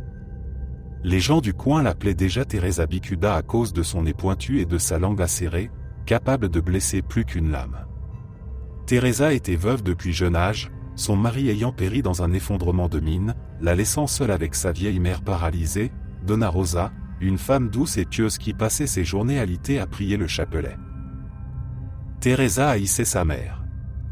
Elle la considérait comme un fardeau, une charge qui l'empêchait de refaire sa vie. Au lieu de la soigner avec tendresse, elle la traitait avec mépris, elle lui donnait à peine à manger, la laissait dans ses excréments des heures entières, et l'insultait constamment, la traitant de vieille inutile ou de parasite. Les voisins entendaient souvent les cris de Donna Rosa suppliant pour de l'eau ou un peu de compassion, mais Teresa verrouillait la porte et sortait vaquer à ses affaires, laissant la vieille femme seule dans la maison sombre aux murs de adobe. Un jour, Donna Rosa tomba gravement malade, une fièvre qui la consumait lentement.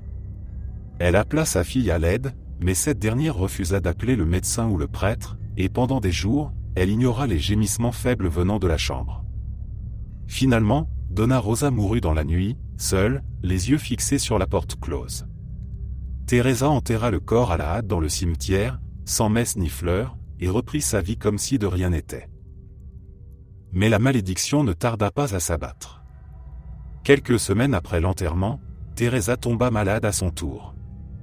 Une douleur intense au ventre, des vomissements, une faiblesse qui la clouait au lit. Elle appela les voisins à l'aide, mais ceux qui connaissaient sa cruauté refusèrent d'entrer, murmurant que c'était la punition divine. Teresa mourut dans d'atroces souffrances, maudissant sa mère jusqu'à son dernier souffle. Depuis cette nuit fatale, l'esprit de Teresa ne trouva pas le repos. Il revint hanter les rues de Jaraga, surtout la région autour de l'ancienne mine d'or et les ruelles sombres du centre historique. Elle apparaît comme une femme grande et maigre, vêtue d'une robe noire déchirée, le visage pâle et pointu, les yeux enfoncés brillants d'une lueur rouge, et traînant des chaînes invisibles qui produisent un bruit métallique sinistre. Son cri est reconnaissable entre tous, un hurlement aigu et strident, comme un oiseau de proie, qui glace le sang. Un témoignage célèbre date de 1954.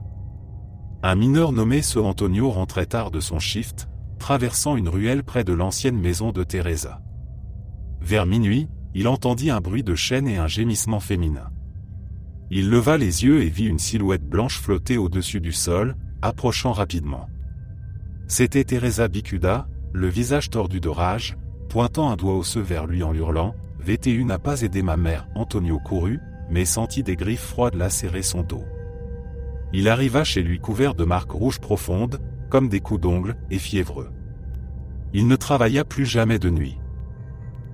En 1978, un groupe d'adolescents défia la légende en entrant dans les ruines de la maison de Teresa, aujourd'hui abandonnée et connue comme la Casa da Teresa Bicuda. Ils allumèrent un feu de camp à l'intérieur et racontèrent des histoires pour se faire peur. Vers 2 heures du matin, les flammes vacillèrent sans vent. Une voix féminine rauque murmura dans la pièce vide, « Sortez de chez moi », puis un cri perçant retentit, faisant trembler les murs. Les jeunes s'enfuirent en panique. L'un d'eux, une fille nommée Maria, trébucha et sentit une main glacée la pousser violemment.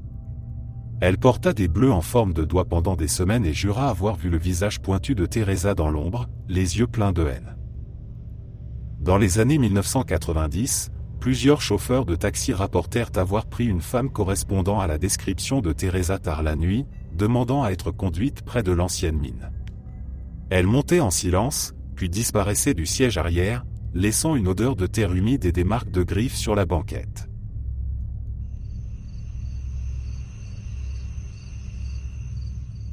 Dans les petites villes et villages du nord-est brésilien, surtout dans le Maranhão, le Piauí et le Ceará, une tradition ancienne parle d'une procession spectrale qui traverse les rues à certaines nuits de l'année, particulièrement pendant la Semaine Sainte ou les nuits du 2 novembre, jour des morts. On l'appelle la Procissão das Almas, la procession des âmes.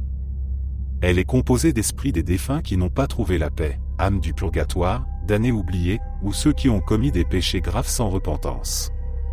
Menée par un prêtre fantôme ou parfois par la mort elle-même sous forme d'un squelette encapuchonné, la procession avance en silence, chantant des litanies funèbres en latin déformé, portant des cierges noirs qui brûlent d'une flamme bleue froide, et enveloppés d'un brouillard épais qui sent la terre humide et l'encens ancien.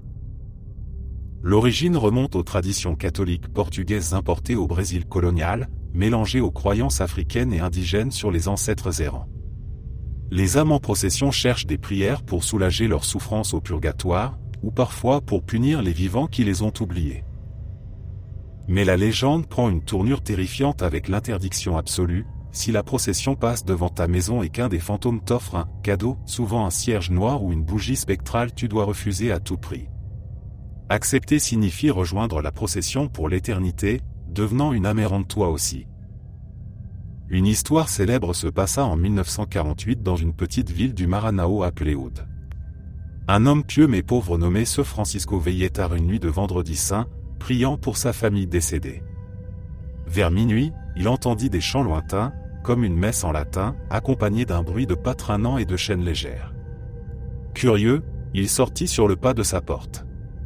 À travers la brume qui montait de la rue déserte, il vit la procession, des dizaines de silhouettes translucides, vêtues de linceul blanc ou de vêtements anciens, flottant plus qu'elles ne marchaient, portant des croix et des cierges noirs. À leur tête, un prêtre sans visage, encapuchonné, tenant un crucifix inversé. La procession s'arrêta devant sa maison. Une femme fantôme, qui le reconnut comme sa grand-mère morte des années plus tôt, s'approcha et tendit une bougie noire allumée, murmurant d'une voix éthérée: « Prends cela, mon petit, pour éclairer ton chemin. » Francisco, terrifié mais touché par le visage familier, accepta la bougie par réflexe. À l'instant où ses doigts touchèrent la cire froide, un vent glacial souffla, éteignant toutes les lumières du village. Quand il reprit ses esprits, la procession avait disparu, mais la bougie brûlait encore dans sa main, d'une flamme qui ne consumait pas la cire. Le lendemain, Francisco tomba malade, fièvre, vision, et une sensation de froid permanent. Il erra la nuit suivante, attiré par des chants invisibles. Sa famille le retrouva mort au lever du jour, le corps pâle et rigide, tenant toujours la bougie noire intacte. Depuis, on dit que son esprit rejoignit la Procissão das Almas, visible parfois parmi les silhouettes. En 1972, à Teresina au Piauí, une jeune femme nommée Dona Maria vit la procession passer devant sa fenêtre ouverte. Un enfant fantôme, pieds nus et les yeux vides, lui tendit un petit crucifix en os. Elle hurla et claqua la fenêtre, refusant le cadeau. La procession continua, mais le lendemain, des marques de mains spectrales apparurent sur sa porte, comme si les âmes avaient essayé d'entrer pour la punir de son refus. Maria fit bénir la maison par un prêtre et organisa des messes pour les âmes oubliées. Les marques disparurent, mais elle jura avoir entendu des chants funèbres chaque 2 novembre jusqu'à sa mort. Dans les années 1990, à Fortaleza, un groupe de jeunes ivres défia la légende lors d'une nuit des morts. Ils sortirent dans la rue quand ils entendirent la procession. Un des garçons, pour impressionner ses amis, accepta un cierge tendu par un moine fantôme. Il rit en le prenant, mais la flamme le brûla sans chaleur. Le groupe s'enfuit, mais le garçon disparut cette nuit-là. On le retrouva des jours plus tard, errant dans un cimetière lointain, muet et les yeux vides, tenant toujours le cierge. Il ne reconnut plus personne et mourut peu après, comme aspiré par une force invisible. Aujourd'hui encore, dans le nord-est, les anciens ferment portes et fenêtres à double tour pendant les nuits propices, allument des bougies blanches pour les âmes bienveillantes et prient pour les défunts de la famille. Ils avertissent: si tu entends des chants latins dans la brume nocturne, accompagnés d'une odeur d'encens froid, reste à l'intérieur et ne regarde pas dehors. Car la Procissão das Almas pourrait passer, et une main translucide tendre un cadeau maudit. Si un jour, dans une nuit brumeuse, tu entends cette procession approcher, avec ses litanies spectrales et ses lumières bleues, ferme les yeux et prie. Refuse tout ce qu'on t'offre. Car accepter, c'est marcher éternellement parmi les âmes damnées, sans jamais trouver le repos. À Recife, au début du XVIIIe siècle, pendant l'époque coloniale portugaise, vivait une jeune femme nommée Ana Cristina. Elle avait 18 ans, une beauté délicate avec des cheveux châtains et des yeux clairs hérités d'un ancêtre européen, et appartenait à une famille bourgeoise respectée du Bairro de Santo Antonio. Son père, Dom Manuel de Albuquerque, était un commerçant prospère impliqué dans le commerce du sucre, et sa mère, Donna Inés, une femme pieuse et stricte. Mais la famille cachait un secret sombre. Le frère aîné d'Anna, Joaquim, un homme violent et joueur, avait des dettes énormes auprès de puissants marchands portugais. Un jour, un riche capitaine portugais nommé Dom Fernando, de passage à Recife pour affaires, fut invité à dîner chez les Albuquerque. Il tomba immédiatement sous le charme d'Anna, et une romance passionnée naquit en secret. Anna et Fernando se rencontraient dans les jardins ombragés ou lors de promenades discrètes le long du Capibaribe. Fernando promit de l'emmener au Portugal pour l'épouser, loin de la rigidité coloniale. Mais quand le père d'Anna découvrit la liaison considérée comme scandaleuse car Fernando était déjà marié au Portugal, il entra dans une rage folle. Pour éviter la honte publique et protéger les alliances familiales, il décida d'une punition extrême. Avec l'aide de son frère Joaquim et de maçons de confiance payés pour se taire, Dom Manuel fit construire un mur faux dans la maison familiale, située sur la Rua Nova, aujourd'hui Rua Nova, une artère animée du centre historique. Une nuit, pendant qu'Anna dormait, ils la droguèrent avec une tisane, la transportèrent dans une petite cavité préparée derrière le salon principal, et l'emmurèrent vivante. Anna se réveilla dans l'obscurité totale, les mains liées, un mince espace pour respirer mais pas pour bouger. Elle hurla, supplia, gratta les briques fraîches avec ses ongles jusqu'au sang, mais ses cris furent étouffés par la musique et les conversations que la famille organisa exprès cette nuit-là pour couvrir le bruit. On lui laissa seulement une petite quantité d'eau et de pain pour prolonger son agonie. Anna mourut lentement de faim, de soif et de désespoir après plusieurs jours, maudissant sa famille jusqu'à son dernier souffle. Le lendemain de sa disparition, la famille prétendit qu'Anna avait fui avec un amant inconnu, déshonorant la maison. Personne n'osa enquêter profondément, de peur des représailles des puissants Albuquerque. La maison fut vendue quelques années plus tard, mais les nouveaux propriétaires commencèrent à entendre des phénomènes étranges, des gémissements féminins étouffés venant des murs, des grattements comme des ongles sur la brique, des pleurs déchirant la nuit, et une odeur de moisie et de mort qui imprégnait le salon principal. La légende de l'Emparedada da Rua Nova naquit rapidement et se propagea dans tout Recife. On disait que l'esprit d'Anna était prisonnier du mur, condamné à revivre son supplice éternellement. Les passants rapportaient entendre des cris sourds provenant de l'intérieur des bâtiments anciens de la rue. Un cas marquant eut lieu en 1923, quand la maison fut transformée en pension de famille. Une locataire nommée Donna Clara, dormant dans le salon reconverti en chambre, se réveilla en pleine nuit avec une sensation d'étouffement. Elle entendit des grattements frénétiques derrière le mur à côté de son lit, suivis d'une voix féminine faible et désespérée murmurant « Aidez-moi s'il vous plaît ». Clara alluma la lumière et vit des marques fraîches sur le papier peint, comme des ongles qui avaient lacéré la surface. Elle hurla, réveillant toute la pension. Le lendemain, des taches humides apparurent sur le mur, comme des larmes suintant de la brique. Clara quitta les lieux immédiatement et tomba malade, fiévreuse, répétant qu'elle sentait des mains froides l'enserrer. En 1956, lors de travaux de rénovation dans un immeuble adjacent sur la Rua Nova, les ouvriers percèrent accidentellement un mur ancien et découvrirent une cavité scellée contenant des ossements humains fragiles, des lambeaux de tissu colonial et des marques de griffes profondes sur les briques intérieures. Les os étaient ceux d'une jeune femme, les doigts usés jusqu'à l'os. Les journaux publièrent l'histoire, reliant immédiatement à la légende de l'Emparedada. Cette nuit-là, des dizaines de témoins dans le quartier entendirent des cris déchirants venant des murs des maisons voisines, comme si l'esprit avait été libéré ou perturbé. Dans les années 1980, un gardien de nuit d'un commerce sur la Rua Nova jura avoir vu une silhouette féminine translucide, les mains tendues vers lui, émerger partiellement d'un mur ancien, le visage tordu de douleur, suppliant d'une voix rauque, « Aide-moi », il s'enfuit, et le lendemain, des empreintes de mains ensanglantées apparurent sur le mur, disparaissant au lever du soleil.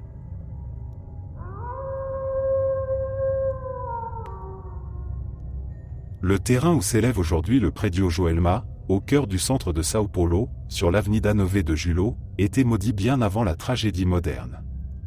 En 1948, un professeur universitaire nommé Paulo Campina, sa mère et ses deux sœurs vivaient dans une petite maison sur ce terrain.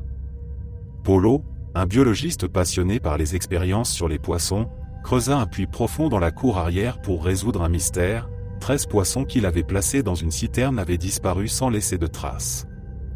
Obsédé, il creusa nuit et jour, jusqu'à plus de 10 mètres de profondeur. Un soir de décembre, après une dispute avec sa famille, Polo descendit une dernière fois dans le puits avec une corde. On ne le revit jamais vivant. Quelques jours plus tard, les pompiers retrouvèrent les corps de Polo, de sa mère et de ses 2 sœurs au fond du puits, ligotés et noyés dans une eau boueuse. L'enquête conclut à un crime passionnel. Polo aurait tué sa famille avant de se suicider, ou l'inverse dans une folie collective. Les corps furent enterrés, le puits comblé avec du béton, et la maison rasée. Mais les 13 poissons disparus devinrent le symbole d'un mystère non résolu, et on murmura que 13 âmes étaient prisonnières de ce lieu. 25 ans plus tard, en 1974, l'Edificio Joelma fut inauguré sur ce même terrain, un immeuble de 25 étages, moderne, abritant la Banco Central do Brasil et des centaines d'employés. Le 1er février 1974, vers 8h45, un court-circuit dans un appareil d'air conditionné au 12e étage déclencha un incendie infernal. Le bâtiment, construit avec des matériaux inflammables, moquettes, bois, plastique, sans normes de sécurité adéquates, pas de sprinkler, escaliers uniques, fenêtres scellées, se transforma en fournaise. Les flammes montèrent rapidement, la fumée noire asphyxia les étages supérieurs. Des centaines de personnes se retrouvèrent piégées. Les images de cette journée sont gravées dans la mémoire collective brésilienne, des employés sautant dans le vide pour échapper aux flammes, des corps carbonisés sur les trottoirs, des hélicoptères tentant des sauvetages impossibles sur le toit. Bilan officiel, 179 morts et plus de 300 blessés. Mais parmi les victimes non identifiées, 13 corps fondus ensemble dans l'ascenseur principal restèrent anonymes, impossibles à reconnaître même par analyse dentaire ou ADN de l'époque. On les enterra dans une tombe collective au cimetière São Pedro, avec une plaque, les 13 âmes victimes de l'Edificio Joelma. Après la tragédie, l'immeuble fut reconstruit et renommé Praça da Bandeira, mais personne n'oublia. Les phénomènes commencèrent vite, des employés entendaient des cris d'agonie dans les ascenseurs, voyaient des silhouettes enflammées dans les couloirs, sentaient une odeur de chair brûlée inexplicable. Mais la légende la plus terrifiante concerne les 13 âmes. Elles apparaissent surtout près des points d'eau, fontaines, robinets, toilettes ou même dans des verres remplis. Des silhouettes floues, translucides, les visages tordus de douleur, les vêtements fondus sur la peau, suppliant pour de l'eau, murmurant « de l'eau s'il vous plaît ». En 1980, une secrétaire nommée Maria Lucia travaillait tard au 15e étage. Elle alla remplir un verre d'eau au distributeur. En buvant, elle vit dans le liquide 13 visages déformés qui la fixaient, les bouches ouvertes comme pour boire avec elle. Elle hurla, lâcha le verre, et fit une crise de nerfs. Le lendemain, des marques de brûlure apparurent sur ses bras, comme si des mains enflammées l'avaient touchée. En 1995, un gardien de nuit nommé José nettoyait les toilettes du sous-sol. Il entendit des gémissements venant d'un lavabo. En regardant dans le miroir, il vit derrière lui 13 formes sombres, dégoulinantes, tendant les mains vers l'eau qui coulait. Il s'enfuit, mais sentit une chaleur intense le brûler. À l'hôpital, les médecins diagnostiquèrent des brûlures au 2e degré sans source physique. Dans les années 2000, plusieurs locataires de bureaux rapportèrent la même vision, en remplissant une bouteille d'eau à la fontaine du hall, des bulles formaient des visages hurlants, et une voix collective murmurait « Aide-nous, l'eau n'éteint pas les flammes ». Certains employés refusaient de boire l'eau du bâtiment, apportant leurs propres bouteilles.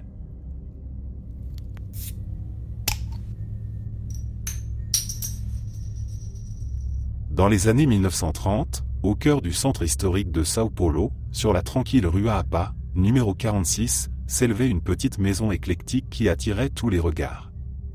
On l'appelait le Castelino, le petit château, à cause de son architecture originale, façade en briques apparentes, tourelles pointues, fenêtres en ogive, balcons en fer forgé et un toit mansardé qui lui donnait un air de manoir européen transplanté dans la métropole brésilienne en pleine croissance. La maison appartenait à une famille aisée d'origine italienne, les Cramé, Virgilio Cramé, un entrepreneur prospère dans le commerce du café, sa femme Maria Candida et leurs 3 fils, Alvaro, Armando et Aurelio. Ils vivaient là depuis 1928, dans un luxe discret, avec domestiques et voitures américaines garées devant. Mais derrière les murs élégants se cachait une tension croissante. Virgilio gérait mal ses affaires pendant la crise économique post-1929. Les dettes s'accumulaient, les créanciers pressaient. Les fils, surtout l'aîné Alvaro, rêvaient d'une vie plus moderne, de voyages, de fêtes, loin de la rigueur paternelle. Les disputes étaient fréquentes, surtout autour de l'héritage familial. Virgilio refusait de vendre la maison ou de partager l'argent restant. Le 13 mai 1937, un voisin alerta la police, des coups de feu avaient retenti dans le Castellino vers midi, suivis d'un silence anormal. Quand les agents forcèrent la porte, ils découvrirent une scène macabre. Dans le salon principal, Virgilio gisait mort, abattu de 2 balles dans la poitrine avec son propre revolver. Maria Candida était dans la cuisine, tuée d'une balle dans la tête. Aurelio, le plus jeune, fut retrouvé dans sa chambre à l'étage, une balle dans la tempe. Alvaro et Armando étaient introuvables au début, mais on les découvrit ensuite enterrés à la hâte dans la cave, enveloppés dans des tapis, abattus eux aussi par balles. L'enquête conclut rapidement à un fratricide suivi d'un parricide et matricide. Les indices pointaient vers Armando, le fils cadet, son revolver personnel correspondait aux balles, des traces de poudre sur ses mains, bien qu'il soit mort, et une lettre trouvée dans sa chambre où il exprimait sa haine envers la famille qui l'étouffait. Officiellement, Armando aurait tué son frère aîné et son cadet par jalousie financière, puis ses parents, avant de se suicider. Mais beaucoup de zones d'ombre persistèrent. Pourquoi enterrer les frères dans la cave? Pourquoi aucun signe de lutte? Et surtout, des témoins jurèrent avoir vu Armando vivant des jours après le crime. La maison fut scellée, vendue aux enchères, mais personne n'osa y habiter longtemps. Dès les années 1940, les nouveaux propriétaires rapportèrent des phénomènes étranges, des pas lourds dans les escaliers la nuit, des voix masculines et féminines se disputant violemment, des coups de feu étouffés, et surtout des silhouettes apparaissant dans les tourelles ou aux fenêtres, une femme en robe des années 30 pleurant, des jeunes hommes en costume ensanglanté, ou un homme âgé pointant un revolver spectral. En 1952, une famille locataire quitta les lieux après une nuit terrifiante. Vers minuit, ils entendirent des cris « Naomemat » venant du salon. En descendant, ils virent des meubles déplacés comme lors d'une lutte, et des taches rouges humides sur le parquet qui disparurent au matin. La mère de famille fit une dépression nerveuse, répétant avoir vu 3 frères se disputer autour d'un cadavre. Dans les années 1970, pendant des travaux, des ouvriers découvrirent dans la cave des ossements non identifiés et des balles coincées dans les murs, relançant les rumeurs d'un crime plus complexe, peut-être un assassinat commandité par des créanciers avec complicité familiale. Cette nuit-là, les outils se déplacèrent seuls, et un ouvrier fut poussé dans l'escalier par une force invisible, se cassant la jambe. En 1989, un gardien engagé pour surveiller la maison vide pendant une rénovation jura avoir vu, depuis la rue, toutes les lumières s'allumer d'un coup à minuit, et 5 silhouettes familiales à la fenêtre du salon, comme figées dans une dispute éternelle. Il démissionna sur le champ.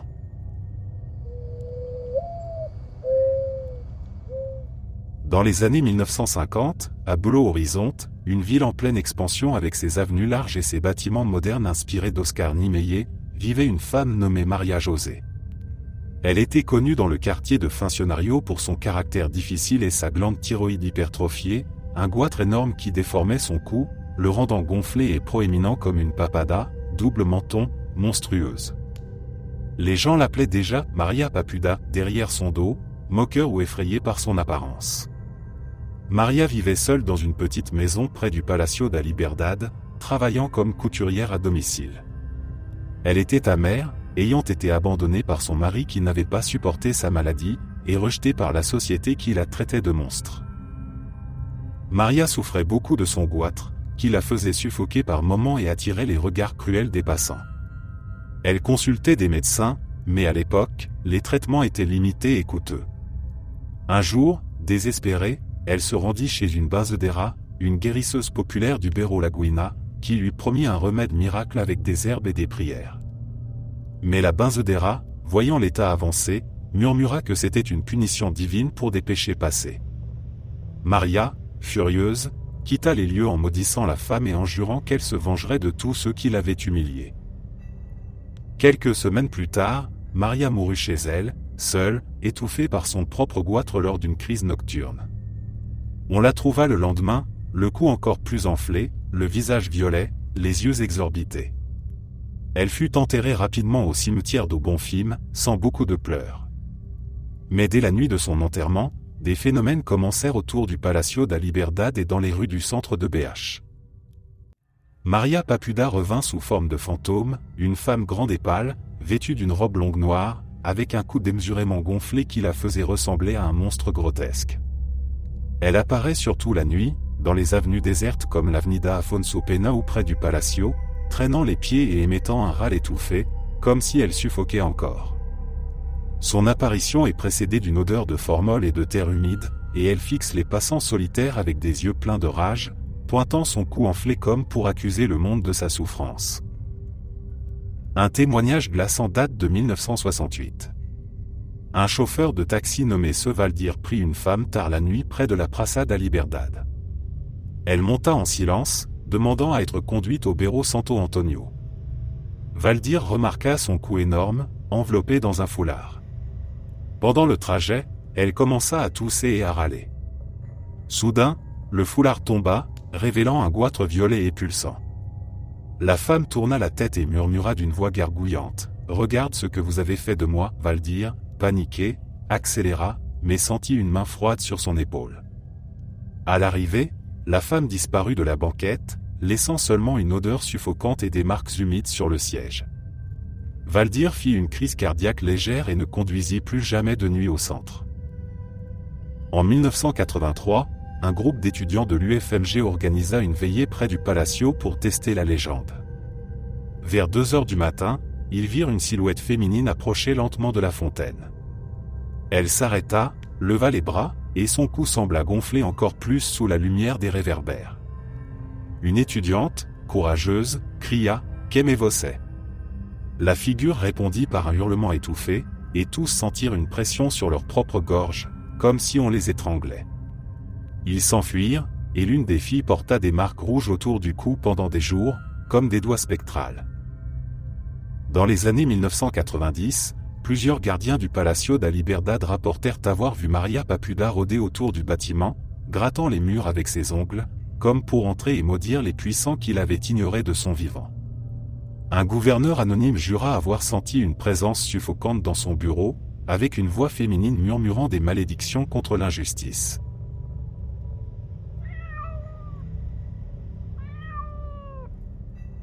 Dans les années 1980, le Beiro Vilarino, au nord de Belo Horizonte, était un quartier populaire en pleine expansion, avec ses rues animées par les belles funks le week-end, les bars bondés et les jeunes qui dansaient jusqu'au petit matin sur des sons de Miami bass et de funk carioca. Mais derrière la joie apparente, Vilarino cachait une ombre terrifiante, le diable do Vilarino, une figure diabolique qui apparaissait soudainement lors des fêtes, semant la panique parmi les danseurs. La légende naquit autour de 1985, lors d'un grand bal dans une rue sombre du quartier, probablement près de la rue Ados Officio ou d'une place improvisée pour les sound systems. Les jeunes étaient nombreux, buvant de la bière et dansant au collet serré. Soudain, vers 2 heures du matin, un homme étrange entra dans la foule. Il était grand, la peau rouge comme du sang frais, avec des cornes courbées sur la tête, des yeux jaunes brillants et un sourire maléfique montrant des dents pointues.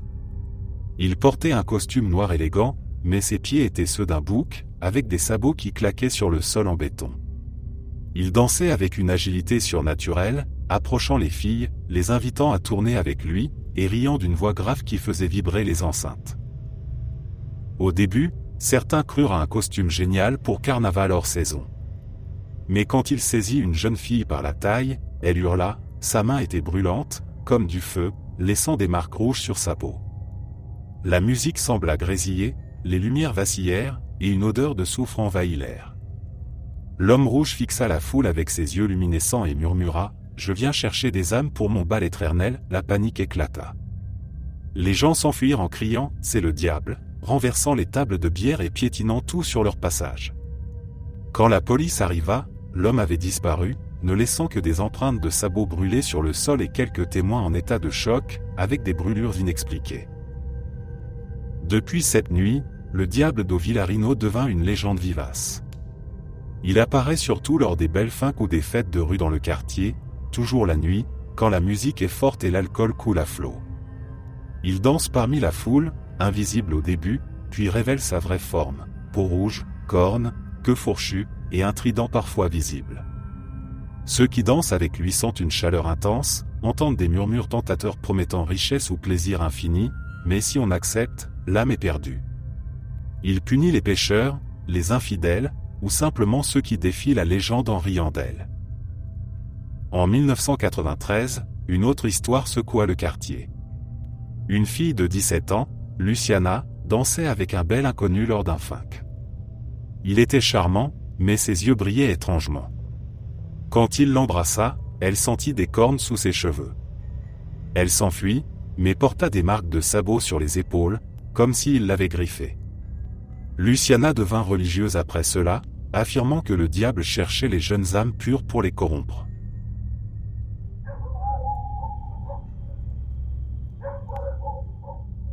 Au début des années 1980, le Brésil vivait une explosion de couleurs et de musique destinée aux enfants.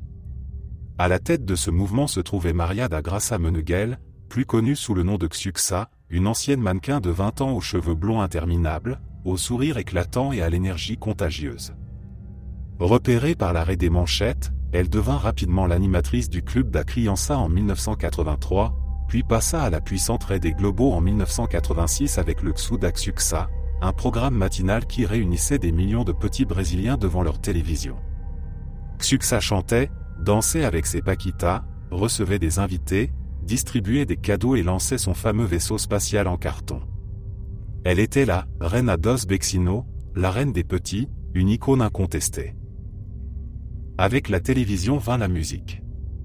Entre 1986 et 1992, Xuxa sortit 10 albums, tous certifiés platine ou diamant. Les disques se vendaient à la sortie des usines, les enfants écoutaient ses vinyles et ses cassettes en boucle sur leur tourne-disque ou leur radiocassette bon marché. Mais à partir de 1987, une rumeur étrange commença à circuler dans les cours d'école, d'abord à Rio, puis à São Paulo, Belo Horizonte et dans tout le pays. Tout commença avec un garçon de 12 ans nommé Marcelo, de Duc de Caxias, dans la Baixada Fluminense. Fan absolu de Xuxa, il possédait tous ses disques. Un soir, seul dans sa chambre pendant que sa mère travaillait comme femme de ménage, il décida de tester une expérience qu'il avait entendue à l'école, écouter une chanson de Xuxa à l'envers. Il prit le vinyle, posa délicatement le bras de la platine à l'envers et lança la lecture en mode reverse. Au milieu des crachotements et des sons déformés, il crut entendre une voix grave et lente murmurer des phrases étranges. Terrifié, il nota ce qu'il comprenait, « Adore le diable, Xuxa est le diable, tue tes parents ». Il courut raconter cela à ses amis le lendemain.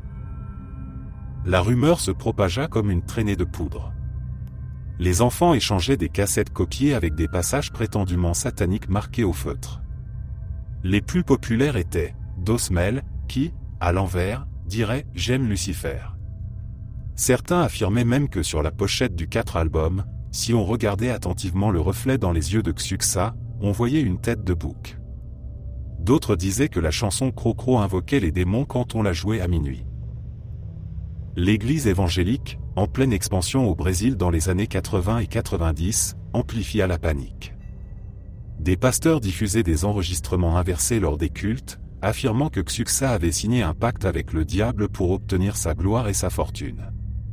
Ils organisaient des autodafés publics où des centaines de disques et cassettes de Xuxa étaient brûlés sur des places, sous les cris de « Dehors le diable ». Des mères catholiques ou pentecôtistes interdisaient soudainement les albums à la maison, jetant les vinyles à la poubelle ou les cassant en deux.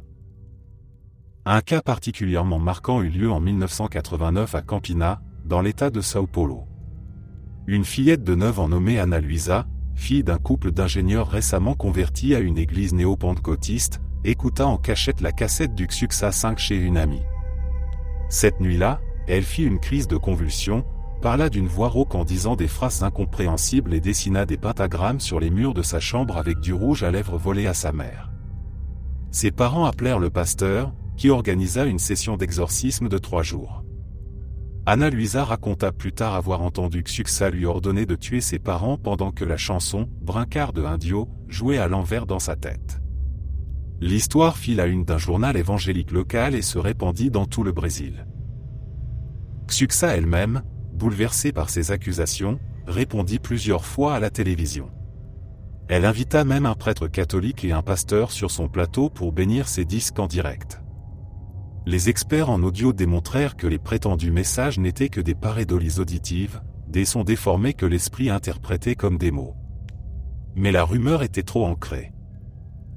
Aujourd'hui, les disques originaux de Xuxa sont des objets de collection, vendus à prix d'or sur Mercado Livre. Certains acheteurs les écoutent encore à l'envers, pour rire ou pour frissonner. Mais dans certaines familles évangéliques conservatrices, écouter Xuxa reste interdit. La légende du disco da Xuxa rappelle une époque où la peur du satanisme envahissait la culture populaire brésilienne, transformant une icône innocente en supposée servante du mal. Merci d'être resté jusqu'à la fin. N'oubliez pas d'aimer la vidéo, de vous abonner et de partager vos propres histoires en commentaire. On se retrouve demain à la même heure devant ce feu.